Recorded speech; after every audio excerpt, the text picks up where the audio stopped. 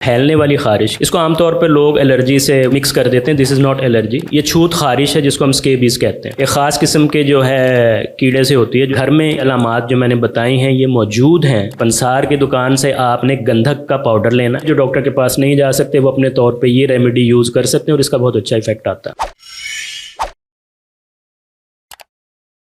ये बताइएगा कि ये खारिश की बीमारी क्या है, मतलब कि ये क्यों काफ़ी लोगों में बहुत ज़्यादा हो जाती है और फिर ये देखते देखते पूरी फैमिली में फैल जाती है। आमतौर पे जो हमारे यहाँ जो सर ये होती क्या है और ये फैलती कैसे है? जी, ये जो आप डॉक्टर साहब बात कर रहे हैं ना फैलने वाली खारिश की, इसको आमतौर पर लोग एलर्जी से वो मिक्स कर देते हैं। दिस इज़ नॉट एलर्जी, ये छूत खारिश है जिसको हम स्केबीज कहते हैं।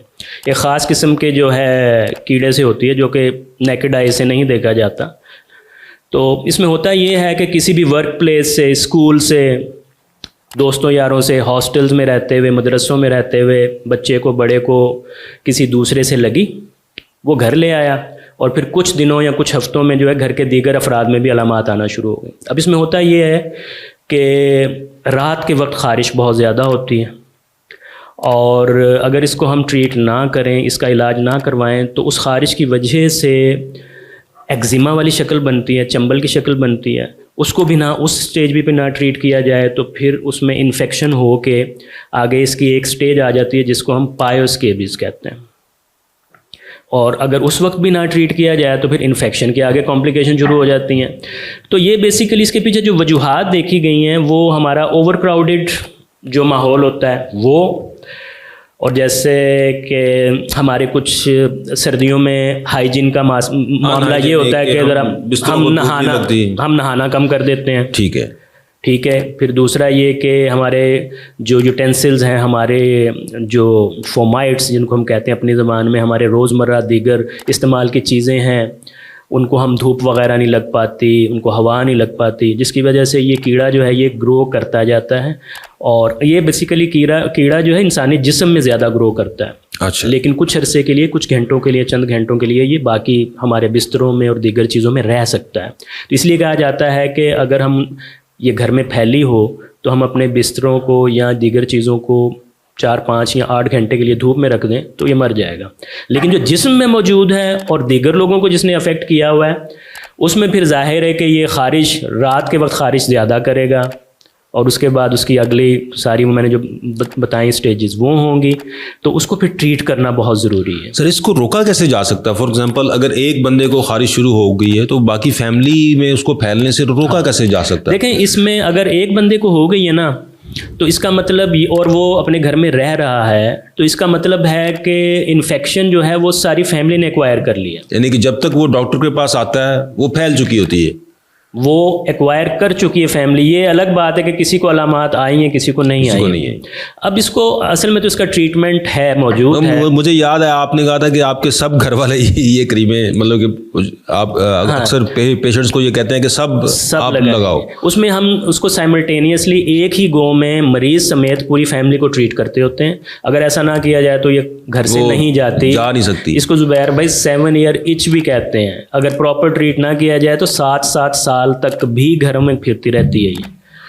तो अगर किसी को है तो वो अपनी पूरी फैमिली को ट्रीट करेगा। शुड बी मतलब treated properly by a qualified proper dermatologist.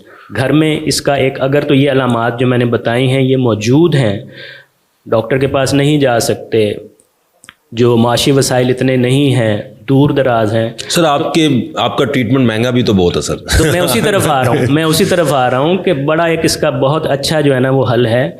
आपके गली मोहल्लों में या इलाकों में कोई पंसार की दुकान होती होगी, पंसार की दुकान से आपने गंधक का पाउडर लेना। गंधक का पाउडर, और उसको खाना हरगिज़ नहीं है। ठीक है, गंधक का पाउडर, और उसके साथ आपने लेना है पेट्रोलियम जेली। वो भी खुली मिल जाती है, वैसलीन जो आम मिल जाती है, और पंसारियों की दुकान से वो खुली मिल जाती है और बहुत आम मिल जाती है। नहीं तो हम उसे कोकोनट ऑयल यानी नारियल के तेल में भी मिला सकते हैं। इसका 3 जो है ना वो परसेंटेजेस बनती हैं, 2.5%, जी सर, 5% और 10% हम बना सकते हैं। ठीक है।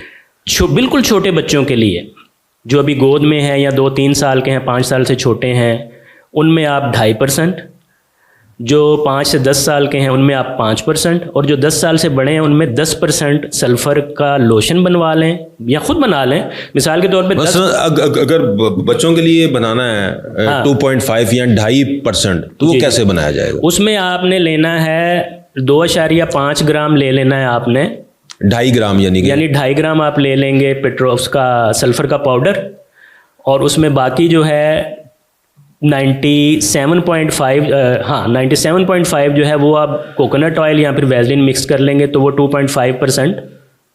ठीक हो गया, यानी कि 100 ग्राम आपका ये बन गया। 100 ग्राम में से 2.5% गंधक का पाउडर है, हाँ जी, और बाकी जो है वो नारियल का तेल या वैसलीन है, वो आपने मिक्स कर ली और वो हमारी बन गई 2.5%। इसी तरह हमने 5 ग्राम, जब हमने 5 ग्राम 95 ग्राम में लेना है, ठीक है, तो वो 5% हो गई। जब हमने 10 ग्राम 90 ग्राम में लेना है तो वो 10% हो। ये सर जो 5% है ये एडल्ट्स के लिए,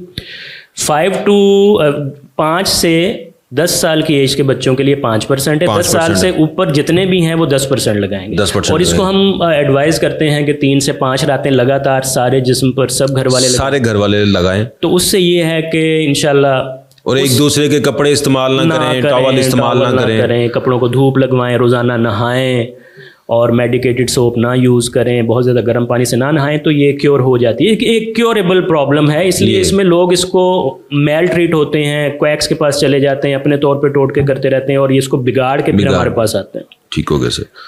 तो ये इसका सोल्यूशन है कि आप इसको ये वाली गंधक के पाउडर का और वैसलीन का बना जी, ये उन लोगों के लिए जाहिर है जो डॉक्टर के पास नहीं जा सकते, वो अपने तौर पे ये रेमेडी यूज़ कर सकते हैं और इसका बहुत अच्छा इफेक्ट आता है। बहुत शुक्रिया sir, thank you very much.